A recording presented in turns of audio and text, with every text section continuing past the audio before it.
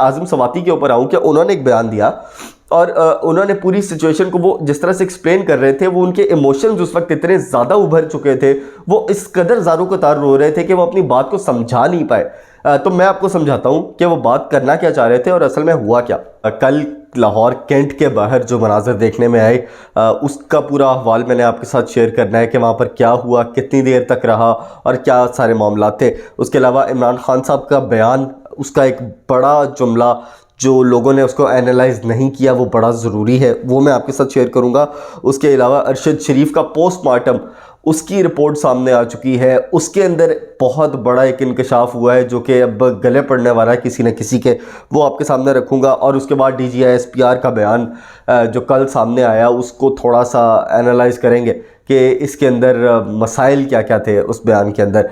सबसे पहले जो कल लाहौर कैंट में वाक़या हुआ, उसके बाहर एक टैंक आता है। सबसे पहले पाकिस्तान तहरीक इंसाफ के कारकुनान गवर्नर हाउस से लेकर वॉक शुरू करते हैं कैंट तक। इसकी क़यादत मियाँ इबाद फ़रूक करते हैं और मियाँ इबाद आजकल पाकिस्तान तहरीक इंसाफ के लाहौर के एक अच्छे नौजवान रुकन की तरह वो सामने आ रहे हैं और एक नौजवान क़यादत वो बनकर उभर रहे हैं। और कल हमने ये देखा कि वो चंद वकला समेत मज़ीद सिविलियंस के साथ वो अपनी गाड़ियों का काफ़िला लेकर वो कैंट के करीब जा रहे थे और आहिस्ता आहिस्ता वो वहाँ मार्च कर रहे थे उसकी तरफ।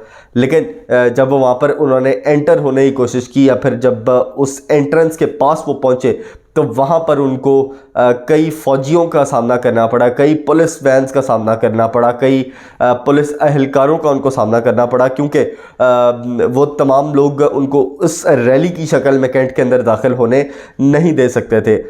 उसी तनाजुर के अंदर हमने देखा कि एक टैंक भी जो वहाँ पर आया, बख्तरबंद गाड़ियाँ भी वहाँ पर पहुँची। लेकिन ये सारा मामला ज़्यादा देर नहीं चला, ये महज 15 से 20 मिनट, मैक्सिमम 20-25 मिनट का ये सारा मामला था। जब पाकिस्तान तहरीक इंसाफ के कारकुनान को ये बात महसूस हुई कि हमारे पास कोई ऐसा लीडर मौजूद नहीं है जो आगे फ्रंट से लीड करके हमें अंदर लेकर जाए, तो जिसकी वजह से उनका कॉन्फिडेंस जो है वो शेकन था और उन्होंने उसके बाद वो मुज़ाकरात उनके हुए सिक्योरिटी एहलकारों के साथ, जिसके बाद उन्होंने फ़ैसला किया कि अब वो वहाँ से वापस जाएंगे। ठीक कुछ देर के बाद वहाँ से वो तमाम चीज़ें, वो तमाम रास्ता जो है वो साफ़ हो गया था और उसके बाद चंद पुलिस की गाड़ियाँ सिर्फ और सिर्फ वहाँ पर खड़ी दिखाई दी और तमाम फ़ौजी वापस चले गए थे। तमाम टैंक और वो जो बख्तरबंद गाड़ियाँ थीं वो वापस चली गई थी। उनका इरादा ये था कारकुनान का कि वो कॉर्प्स कमांडर के ऑफिस के बाहर जाकर एहतजाज करेंगे, जो कि उसी वक्त उसको नाकाम बना दिया गया था। आगे चले, इमरान खान ने एक बयान दिया था कल, उसके अंदर उन्होंने कहा था कि इस मुल्क के अंदर अब 2 रास्ते बचे हैं, एक खूनी इनकलाब का और दूसरा पुरअमन इनकलाब का। और साथ उन्होंने ये भी कहा कि ये हुकूमत इन लोगों के होते हुए, इन 3 लोगों के होते हुए कभी भी पुरअमन चेंज लाना पॉसिबल नहीं लग रहा है इस मुल्क के अंदर, जिसका मतलब ये है कि लास्ट रिजॉर्ट शायद खूनी इनकलाब है, जिसकी वजह से अब पाकिस्तान तहरीक इंसाफ को एक स्टेप लेना है कि कब उन्होंने उस फेज़ के अंदर एंटर होना है। और जाहिर है कि उसके अंदर इमरान खान का ख़ुद ज़ाती तौर के ऊपर फिट होना, इस काबिल होना कि वो सड़कों के ऊपर मूव कर सके और वो रैलीज़ को लीड कर सके, वो बहुत ज़रूरी है। देखते हैं कि पाकिस्तान तहरीक इंसाफ इसके ऊपर अपनी क्या हिकमत अमली बनाती है। लेकिन ये बात रियासत के लिए अच्छी नहीं होगी कि अगर ये खूनी इनकलाब की तरफ बात जाए। गो कि मेरा नज़रिया थोड़ा सा मुख्तलिफ है। मैं ये समझता हूँ कि पिछले 70-75 साल में इस मुल्क के साथ जो किया गया है, मुझे नहीं लगता कि अगर इसको हम प्यार और मोहब्बत के साथ कोई डील करने की तरफ आए तो इसका कोई हल निकलेगा। तुर्की ने अगर अपना मसला हल किया, अगर श्रीलंका ने अपना हल किया, श्रीलंका के अंदर जो मसला हल हुआ वो खूनी तरीके से तो नहीं हुआ, लेकिन वहाँ पर मुआशी के जिस किस्म का बहरान आया वो अवाम के बाहर निकलने से आया। अवाम निकली और अपने लीडरान को घरों से बाहर निकला। तुर्की के अंदर जो इनकलाब आया उसके अंदर कई जानें गई।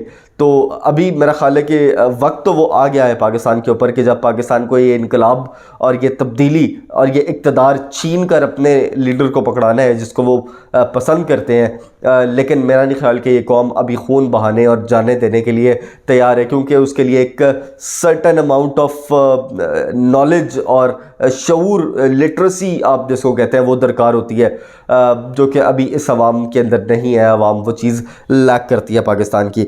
उसके बाद अरशद शरीफ का एक बड़ा इंकशाफ हो चुका है। अरशद शरीफ की पोस्टमार्टम रिपोर्ट सामने आ चुकी है, जिसके तहत ये चीज़ें सामने आई हैं कि 12 से 30 सेंटीमीटर के अंदर अंदर उसको गोली लगी है। यानी आप डिस्टेंस चेक करें कि किस डिस्टेंस से उसको हिट किया गया है। 12 से 30 सेंटीमीटर मुझे बताने की ज़रूरत नहीं है कि वो कितना होता है। इसका मतलब ये है कि वो जो पहले क्या सराहियाँ की जा रही थी कि शायद उनको गाड़ी से बाहर निकाल कर मारा गया है, वो बात ठीक है, और उसके बाद दोबारा गाड़ी के अंदर डालकर उनकी तस्वीरें दोबारा ली गई हैं। आप जब उन गोलियों का इम्पैक्ट देखेंगे तो अगर वो पीछे से मारकर, वो सीने से, कमर के अंदर गोली मारकर वो सीने से निकली है, तो आप खुद सोच सकते हैं कि कितनी करीब से वो गोली वो मारी गई थी। और उसके बाद जो सर के ऊपर उसका इम्पैक्ट आया है, आप उसको भी जज कर सकते हैं कि वो अगर पूरा, मुझे समझ नहीं आ रही मैं इसको कैसे एक्सप्लेन करूँ, अगर वो पूरा सर खुल गया है तो वो कितनी पावर से और कितनी करीब से वो गोली मारी गई होगी, तो वो किया होगा। इसके अंदर एक और इंकशाफ वो ये हुआ कि इसके अंदर कोई आम असला इस्तेमाल नहीं हुआ, बड़ा जदीद किस्म का असलहा इसके अंदर इस्तेमाल किया गया था। तो जाहिर है कि वो कोई आम शख्स तो कर नहीं सकता, वो को ख़ास आदमी जो इस ख़ास काम के लिए अपॉइंट किया गया हो, उसी के असलहे से ये फायरिंग हुई है। उसके बाद अगर हम चले, DGISPR साहब ने कल इमरान खान साहब की तकरीर का एक जवाब दिया। उन्होंने कहा कि हमारे एक बड़े आला अफसर के ऊपर जो आपने तनकीद की है, जो इल्ज़ामात लगाए हैं, वो बेबुनियाद है और आप इस मुल्क के अंदर अनारकी फैलाना चाहते हैं। आपको इस किस्म की साजिश की या फिर फ़ौज के ख़िलाफ़, इदारे के ख़िलाफ़ ऐसी बयानियाँ सेट करने की आपको इजाज़त नहीं दी जाएगी।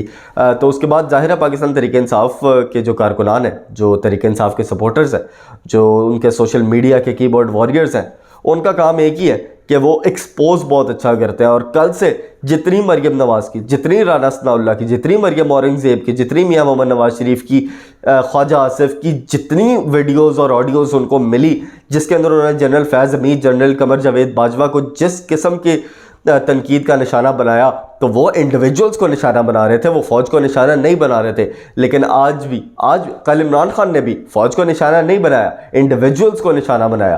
तो अगर आप कह रहे हैं कि कोई रियासत को इन दोनों में से कोई पार्टी नुकसान पहुंचाना चाह रही है या फिर इदारे को नुकसान पहुंचाना चाह रही है, इन दोनों में से कोई एक पार्टी, तो ये गलत है। अगर इंडिविजुअल्स के ऊपर बात की जाए, इंडिविजुअल क्रिटिसिज्म किया जाए, तो उसको एक्सेप्ट करना चाहिए। और मुझे ये भी समझ नहीं आई कि इमरान खान का बयान ख़त्म होता है जब, उसके ठीक 1 घंटे बाद आपकी वो प्रेस रिलीज जारी हो जाती है। तो क्या हम ये सवाल करते हैं कि क्या उस 1 घंटे के अंदर कोई उन तीनों के ऊपर तफ्तीश की गई, जो इमरान खान ने जिन जिन लोगों के नाम लिए कि ये मुलव्वस है, ये मुलव्वस है, ये मुलव्वस है, क्या आपने उस मेजर जनरल के ऊपर थोड़ी सी इन्वेस्टिगेशन करने की कोशिश की कि क्या इमरान खान के इल्ज़ामात वो ठीक हैं या नहीं है? तो मेरा ख्याल है कि एक साफ़ सुथरा और एक अच्छे इदारे के का ये प्रोफेशनलिज्म होता है कि अगर उसके ऊपर कोई इल्ज़ाम लगे तो उसकी अकाउंटेबिलिटी का क्राइटेरिया इतना अच्छा और साफ़ और शफाफ हो कि उसके अंदर से इंसाफ होता हुआ नज़र आना चाहिए। जब एक पूरी जमात, पाकिस्तान की सबसे बड़ी जमात, अगर ये बात इसका दावा कर रही है, आज़म सवाती रोज़ आकर उसका नाम ले रहे हैं, वो रो पड़े हैं आज जिस किस्म का बयान है, वो भी मैं आपको समझाता हूँ कि आज़म सवाती का जो बयान है वो कई लोगों को समझ नहीं आया, वो मैं समझाता हूँ कि वो क्या बयान है।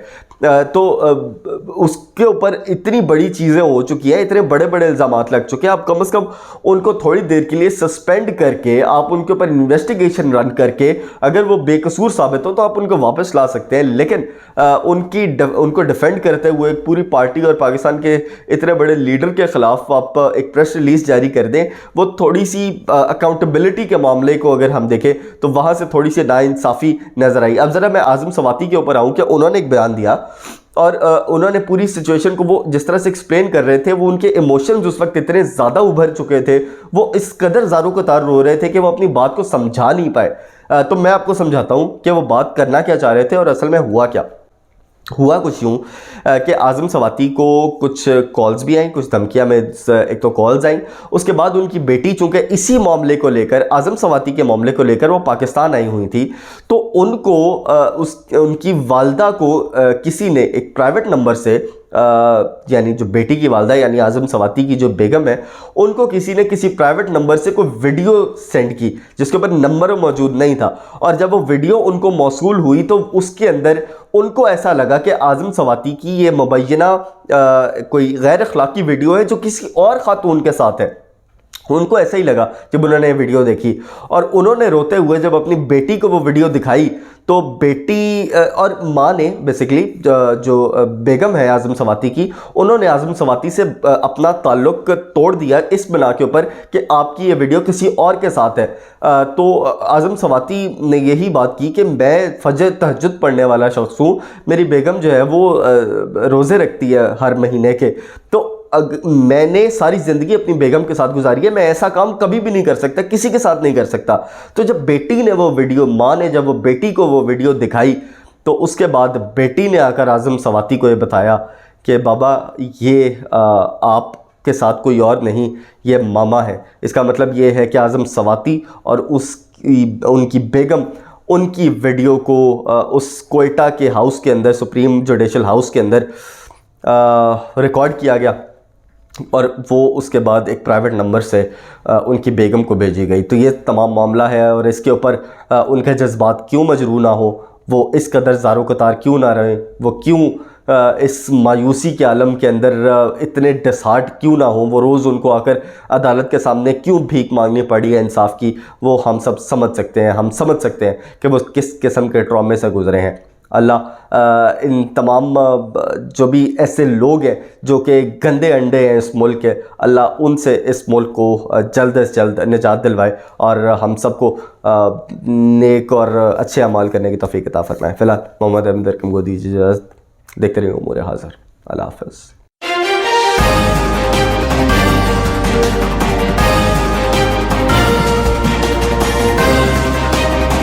देखिए डिजिटल मीडिया पर पाकिस्तान का सबसे मोतबर न्यूज़ शो उमूर हाज़िर। मज़ीद ख़बरों और बेलाग तबसरों के लिए चैनल को सब्सक्राइब करें।